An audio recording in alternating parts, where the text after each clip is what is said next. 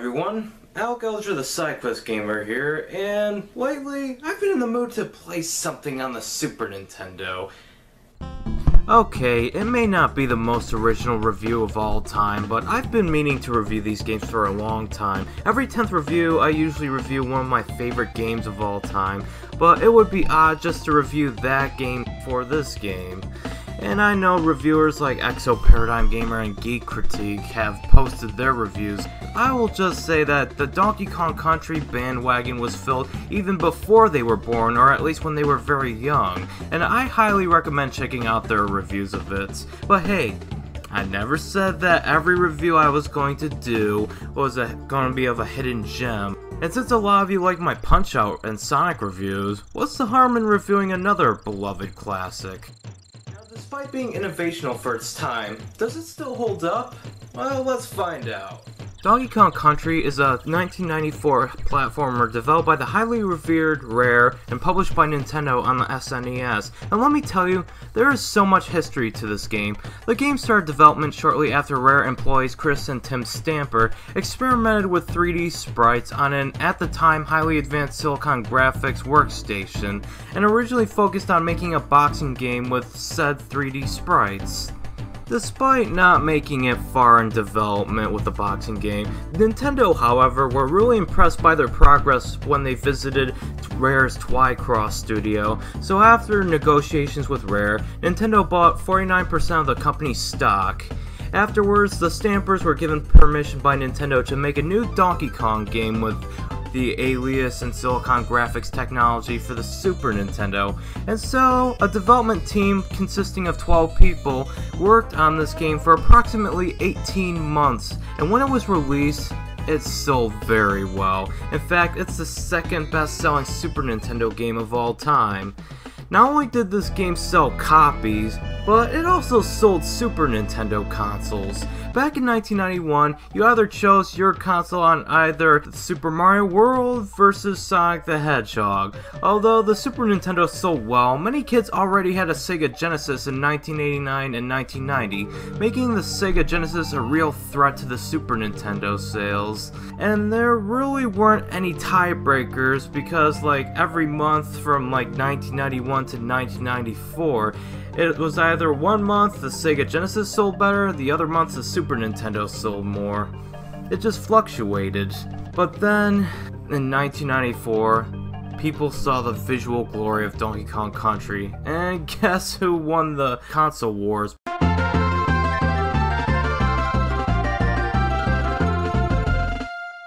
Now, I am always one to say graphics over gameplay any day, but sometimes the already exhilarating gameplay gets a lot better with visually stunning graphics. Now for today's standards, even with the upscaled aspect ratio for re-releases on the Virtual Console, you can kind of see some pixelation, and it's very noticeable, especially on HD TVs, but I bet this game looked near photorealistic back then. Curse you, advanced technology, you're ruining retro gaming! But still, the game looks good to this day. The 3D sprites have such fluid animations when traversing through the side-scrolling levels. All the textures look beautiful, and one of my favorite small moments in the game that really resonated with me was when you saw the sunsets as you were about to exit the level. And then the next level, it rains hard on you on the dead of night, making you aware that the adventure ahead will be challenging and dangerous, but rewarding nonetheless. It's the little things like that the added power of the 3D effects gives to the game's visual presentation and atmosphere, kind of like Oddworld Abe's Odyssey's visual presentation. From the jungle levels to the cave levels to even the ice and snow levels, you just get sucked into the game's world. The gameplay also helps you get sucked into it. If you've played Donkey Kong, forget everything you know about that game. This game stars supposedly Donkey Kong's grandson, Donkey Kong, well, since the original became this game's Cranky Kong, but more on him later. The story involves an anthropomorphic crocodile named King K. Rool who steals Donkey Kong's banana horde. So Donkey Kong and his sidekick Diddy set out to rescue the banana horde. Now, I honestly don't know what a carnivore wants with a giant pile of bananas, but since it's interchangeable with the damsel in distress, As long as it's original, I won't question the game's logic. But anyways, you go through the many pre-rendered 3D side-scrolling levels of DK Island. There are 6 areas, each containing around 5 levels, plus a boss arena. Each level is well designed with the exception of a few levels like Snow Barrel Blast and that minecart level, because those levels could be really hard and cheap for no reason. Mostly because the camera didn't allow for fast enemies to be seen from a distance, so they'll just hit you like a bullet, and then you'd have to like basically remember the level layout and the enemy placement in order to avoid them, which is not good game design in my opinion. And Snow Barrel Blast I hate because of the barrel blasting section with the zinger enemies flying around some of the rotating barrels. But the levels are basic and open for the most part. I do like many of the gimmicks, like in some of the cave levels you have to bounce on tires and platforms while avoiding those spinning gears and enemies like the beavers and snakes.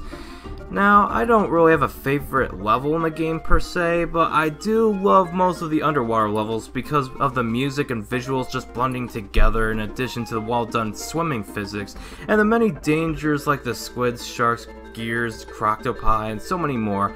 Although I do hate the clams because the camera doesn't allow me to see some of the projectiles from a distance sometimes.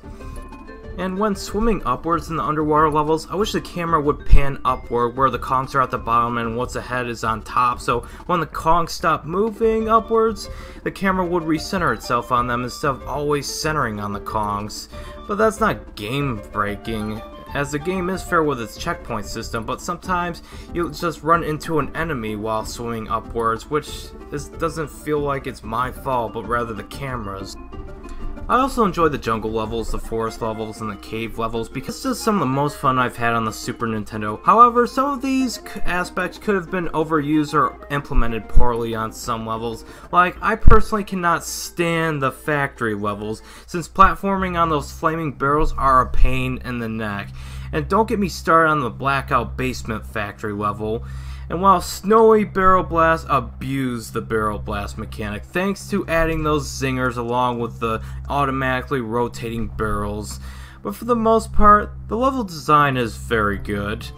Although, if there is one thing I do have to complain about, it's the boss battles. They're pathetically easy, and some of them are only recolored versions of their previous incarnations, like the Big Naughties and the Master Neki bosses. The only boss that actually had a good challenge was King K. Rool, the final boss, but the others are just kind of disappointing because they're way too easy. At least in the Game Boy Advance ports, they made some of the bosses like Master Neki Sr. and Queen Bee more challenging. It showed that Donkey Kong Country wasn't just a typical 90s platformer with a pretty face. If you want to sell consoles, you gotta up the ante with everything. Graphics, gameplay, sound, everything.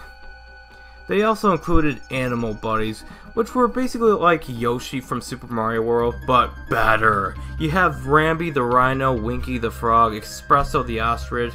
For one level, Squawks the Parrot, which is just a white mechanic, and Engward the Swordfish. They're all optional except for Squawks, but if you find them, they can be very effective in traversing through the levels easier. But they are needed for some of the hidden bonus areas throughout the levels that you need to find all of them in order to 101% the game.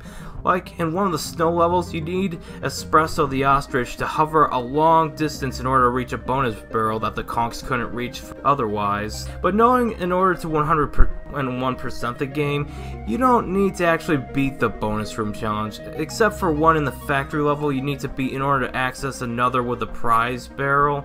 But it will add some game time. But if you're playing the original Super Nintendo version, I recommend getting a guide, since some of them are in the most obscure places you wouldn't even think of. And while the only reward for completing the game is praised by Cranky at the end of the game, it's still a fun challenge nonetheless, and really about the journey there. And want to know something? While I love the gameplay and graphics, I'd say the music is arguably the best part of the game. I mean, if you turn it off, take it away from the game, It's still a good looking platformer, but the advanced visuals wouldn't mean anything in terms of atmosphere if it wasn't for the music. I love the soundtrack for this game. If there's any soundtrack that is MP3 player worthy, it's this game's soundtrack. Aquatic Ambience and Life in the Mines are by far my favorite tracks in the game. Those soundtracks just appeal to me on an emotional level, like Aquatic Ambience making you feel in serious danger underwater, yet you also feel a sense of isolation. And Life in the Mines, it just sounds like the machinery around you is composing it until it leads to the pan flute part. I just love how it all merges together. Now, I do like the other soundtracks in the game. The theme song, for example, is a remixed version of the NES port of the Donkey Kong arcade game. In fact, that original chiptune plays in the beginning until DK comes in with his generation's modernized at the time music.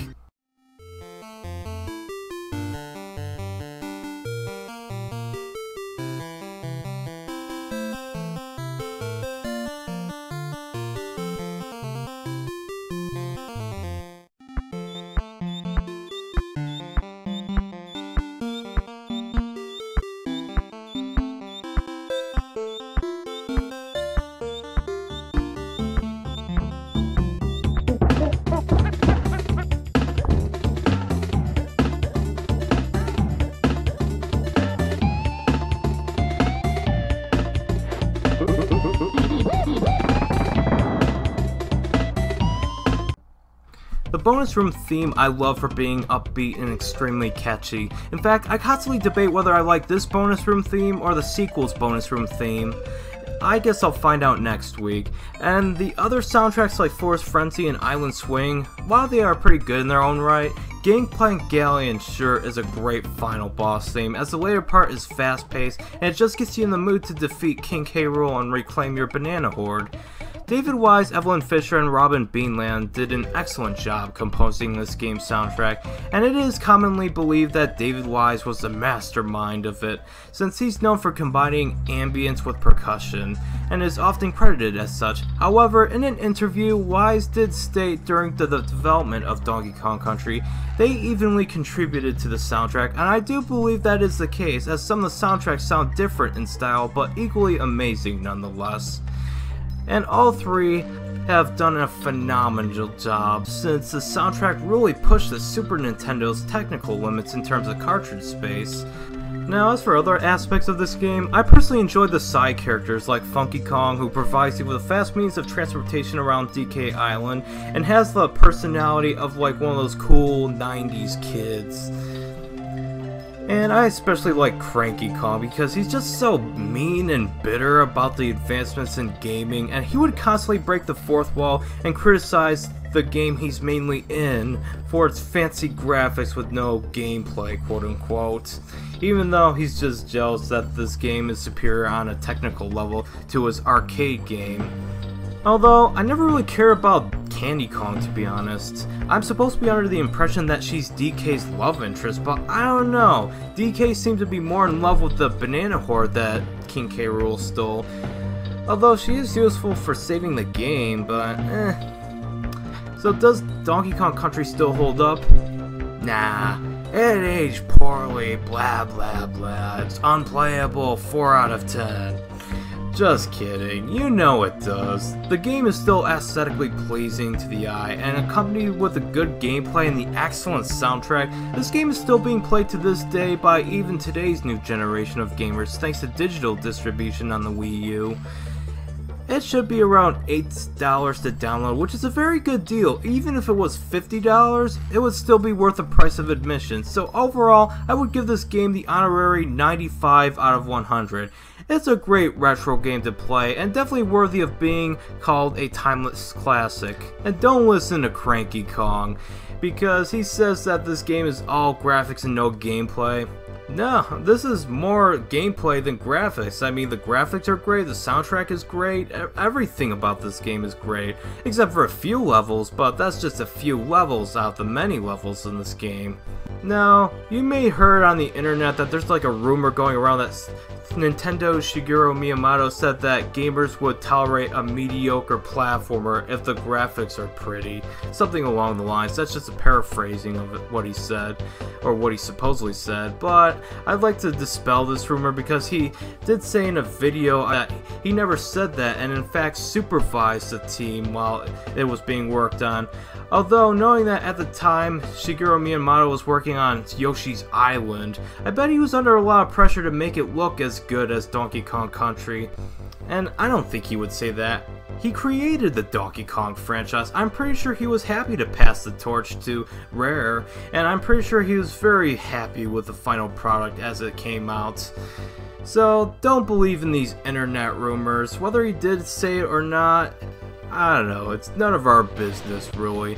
But I will say this, if you believe in these internet rumors, Bubsy is a mediocre platformer. This game is not a mediocre platformer. This game is a good platformer, great platformer I would even say.